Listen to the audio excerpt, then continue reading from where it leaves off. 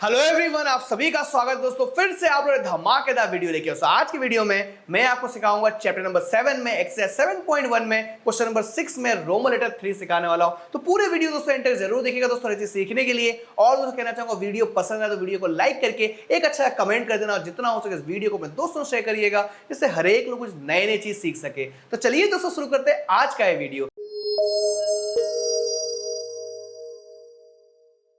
देखिए दोस्तों, आपके लिए लेके आया हूं क्वेश्चन नंबर 6 रोमन लेटर 3 लेके आया हूं। यहां पर कहा गया है कि name the type of coordinated form if any by the following points and give the reason for your answer. मतलब यहां पर आपको ये फाइंड करना है कि 4 पॉइंट मिलकर के कोई कोऑर्डिनेटर फॉर्म कर रहे कि नहीं कर रहे, ये आपको पता करना है। और कोऑर्डिनेटर कौन सा फॉर्म होगा वो भी आपको यहां पर लिखकर बताना है। राइट, चलिए स्टार्ट करते हैं। सबसे पहले दोस्तों यहां पर चेक करने के लिए यहां पर क्या करूंगा, एक डायग्राम ड्रॉ करूंगा इस तरह से। यहां पर ए, यहां पर बी, यहां पर सी और यहां पर डी। ठीक है, आपको क्या करना है, यहां पर आपको फाइंड करना है, पहले चारों साइड फाइंड कर लीजिए। तो यहां पर ए बी और यहां पर बी सी और यहां पर सी डी और यहां पर ए डी, ये सब फाइंड करना है। उसके बाद क्या करना है, जो डायगोनल दिया हुआ है डायगोनल भी फाइंड करना है। मतलब यहां पर ए सी और यहां पर बी डी भी फाइंड करना होगा। मतलब यहां पे ये है दोस्तों कि चारों डिस्टेंस जो साइड में दिए वो फाइंड करना होगा और बीच का 2 डिस्टेंस दिया हुआ है वो भी फाइंड करना होगा। मतलब टोटल 6 डिस्टेंस आपको फाइंड करना है। चलिए स्टार्ट करते हैं, देर किस बात की। तो यहां पर सबसे पहले मैं सपोज करूंगा, यहां पर ए लिखूंगा और यहां पर पहला कोऑर्डिनेट देखिए इस तरह से लिख दूंगा मैं।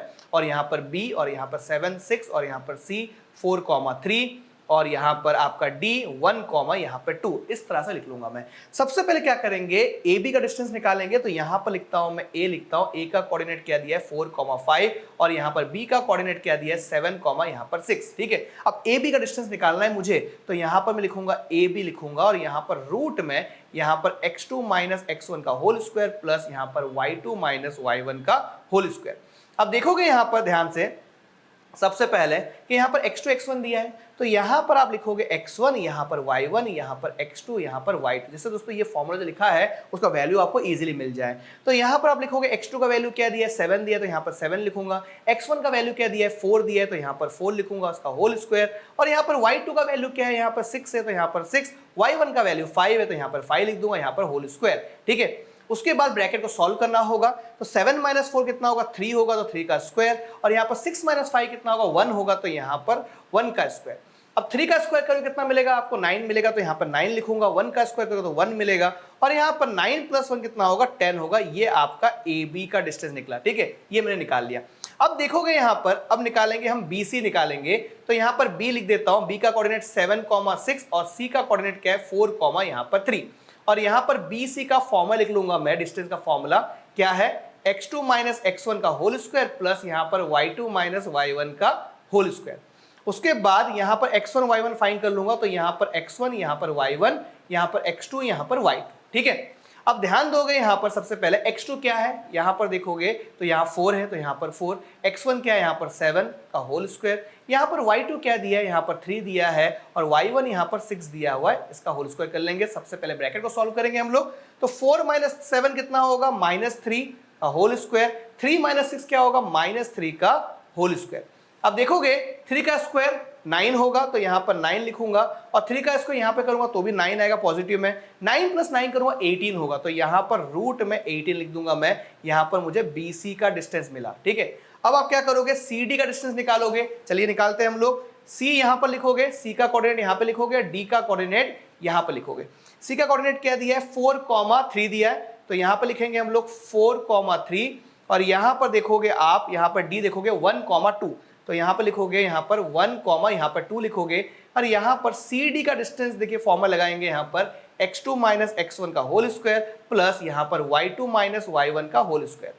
अब यहां पर x2 x1 कैसे मिलेगा, तो यहां पर सबसे पहले आप क्या करोगे, देखिए यहां पर लिख लोगे इस तरह से x1 यहां पर y1 यहां पर x2 यहां पर y2। ठीक है, अब यहां पर x2 क्या दिया है, यहां पर 1 दिया है तो यहां पर 1 लिखूंगा मैं। यहां पर माइनस यहां पर x1 क्या दिया है 4 दिया है तो यहां पर 4 लिखूंगा, इसका होल का स्क्वायर।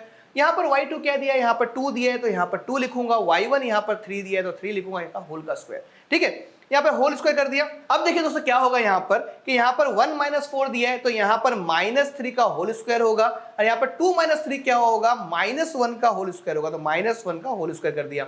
अब ध्यान दीजिए, -3 का स्क्वायर करोगे तो क्या होगा, पॉजिटिव में आंसर आएगा। क्या होगा, माइनस माइनस प्लस होगा और 3 का स्क्वायर करोगे तो 9 होगा तो यहां पे +9।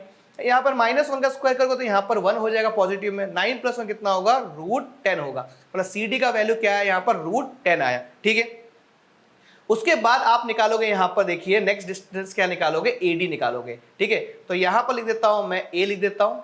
A का कोऑर्डिनेट क्या है चेक कर लेते हैं हम लोग, यहाँ पर 4,5 है, तो यहाँ पर लिखेंगे हम लोग 4,5, 4, यहाँ पर 5, और उसके बाद D का कोऑर्डिनेट देखो यहाँ पर दिया हुआ है 1, यहाँ पर 2 दिया है। चलो AD फाइंड कर लेते हैं हम लोग। AD का डिस्टेंस क्या होगा, x2 - x1 का होल स्क्वायर प्लस यहाँ पर y2 - y1 का होल स्क्वायर।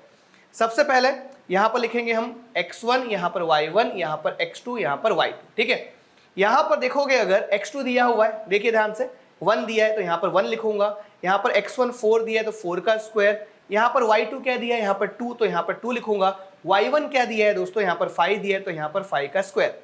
ध्यान दीजिए 1 - 4 कितना होगा, 1 - 4 आपका -3 होगा, यहाँ पर होल स्क्वायर। 2 - 5 कितना होगा, 2 - 4 -3 का होल स्क्वायर।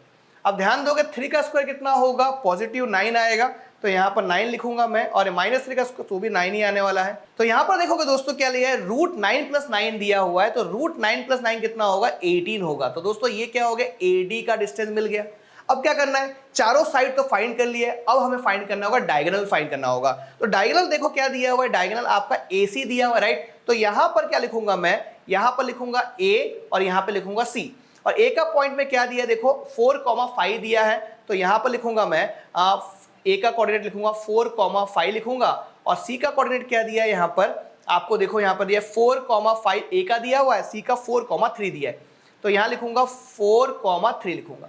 उसके बाद देखोगे दूसरा डायगोनल क्या दिया है, दूसरा डायगोनल यहाँ पर BD दिया हुआ है, तो यहाँ पर मैं B का कोऑर्डिनेट लिखूंगा और यहाँ पर D का कोऑर्डिनेट लिखूंगा। ठीक है, तो यहाँ पर B का कोऑर्डिनेट क्या है, यहाँ पर 7,6, तो यहाँ पे लिखूंगा मैं 7,6, उसके बाद D का देखोगे आप तो 1,2 है, तो यहाँ पे लिख लूंगा मैं 1, यहाँ पर 2।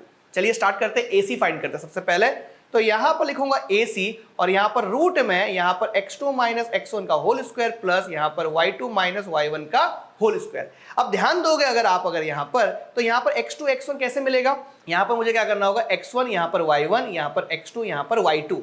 अब यहाँ पर देखोगे तो यहाँ पर क्या होगा, ये x2 क्या है, x2 का वैल्यू देखो यहाँ पर 4 दिया है तो यहाँ पर 4, x1 क्या दिया है यहाँ पर 4, तो इसका होल स्क्वायर।